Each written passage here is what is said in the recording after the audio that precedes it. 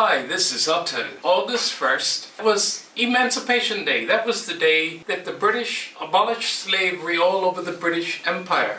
Now, one of the people that contributed to that was Mary Prince, and you've all probably heard of her book, The History of Mary Prince. But there were many people that were connected with abolition. If you go to London, you can go down to Clapham and go to Holy Trinity Church in Clapham, and there was a group called the Clapham Group that were involved in abolition. And the person that was the most famous member of that group was William Wilberforce, a British MP who was very significant in the abolition of slavery. Another abolitionist was actually Josiah Wedgwood, the person who made the blue and white china.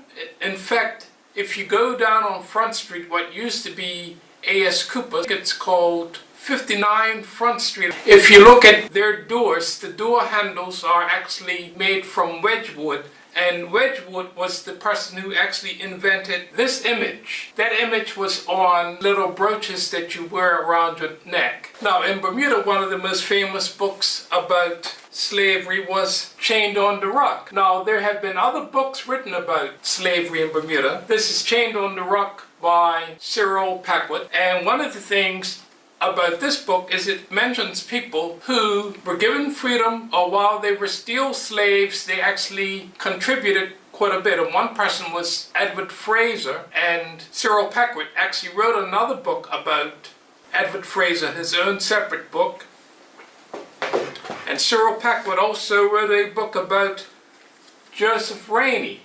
Now, he would have been in Bermuda after abolition, but he was a mulatto American who had come here during the blockade running era. That was like during the American Civil War, and he was one of the people that became one of the first black congressmen in the US. So that's Joseph Rainey, and he had a barber shop at Tucker House in St. George's. Also, this is Post-Slavery Heritage by Dr. Kenneth Robinson. This talks about the era from emancipation to the beginning of the 20th century.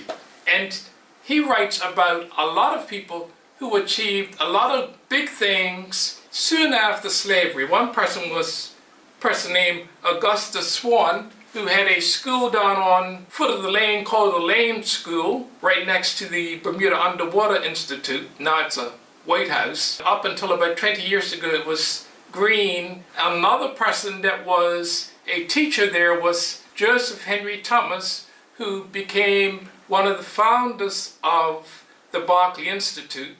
And he actually was friends with Joseph Rainey, and they helped start the Odd Fellows Lodge in St. George's, and there was one in Hamilton and one in Somerset, and those lodges led to the start of Cup Match.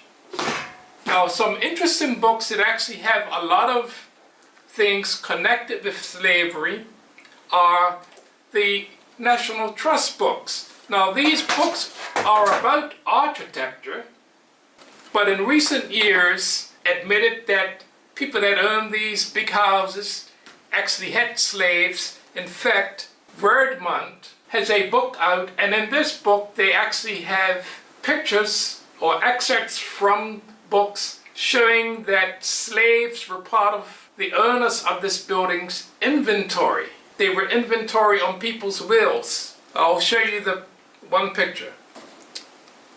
Here you can see the names of slaves that were inventory, and this shows the names of slaves that were hired out for work.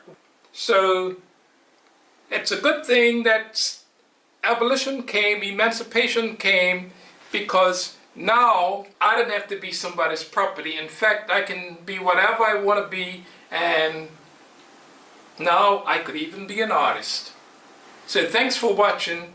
Bye. Feel free to like this video or share it with your friends.